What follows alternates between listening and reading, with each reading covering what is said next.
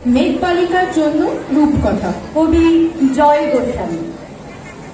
আমি যখন ছোট ছিলাম খেলতে যেতাম মেঘের দলে। একদিন এক মেঘবালিকা প্রশ্ন করলো কৌতূহলে, এই ছেলেটা, নাম কি রে তোর? আমি বললাম ফুসমন্ত। মেঘবালিকা রেগেই আগুন। মিথ্যে কথা, নাম কি অমন হয় কখনো? আমি বললাম নিশ্চয়ই হয়, আগে আমার গল্প শোনো। সে বলল শুনবো না যা, সেই তো রানী, সেই তো রাজা, সেই তো একই ঢাল তলোয়ার, সেই তো একই রাজার কুমার পক্ষী রাজে। শুনবো না আর, ওসব বাজে। আমি বললাম তোমার জন্য নতুন করে লিখবো তবে। সে বলল সত্যি লিখবি? বেশ, তাহলে মস্ত করে লিখতে হবে, মনে থাকবে? লিখেই কিন্তু আমায় দিবি। আমি বললাম তোমার জন্য লিখতে পারি এক পৃথিবী।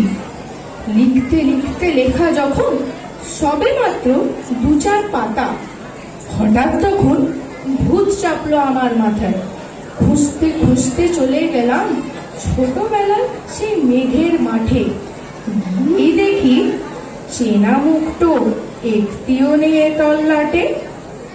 একজনকে মনে হলো ওরই মধ্যে অন্যরকম। এগিয়ে গিয়ে বলি তাকে, তুমি কি সেই মেঘবালিকা? তুমি কি সেই? সে বলল মনে তো নেই, আমারও সব মনে তো নেই। আমি বললাম তুমি আমায় লেখার কথা বলেছিলে। সে বলল সঙ্গে আছে ভাসিয়ে দাও গায়ের ছিলে। হ্যাঁ শোনো, এখন আমি মেঘ নই আর, সবাই এখন বৃষ্টি বলে ডাকি আমায়।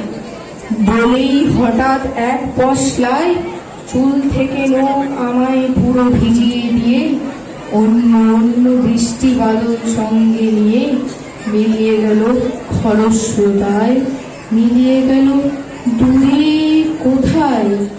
বৃষ্টি বলে ডাকে আমায়, বৃষ্টি বলে ডাকে আমায়। আপন মনে বলতে বলতে আমি কেবল বসে রইলাম ভিজে একসা কাপড় জামায়। এমন সময় অন্য একটি বৃষ্টি আমায় চিনতে পেরে বলল, তাতে মন খারাপের কি হয়েছে? যাও, ফিরে যাও, লেখো আবার। এখন পুরো বর্ষা চলছে, তাই আমরা সবাই এখন নানান দেশে ভীষণ ব্যস্ত। তুমিও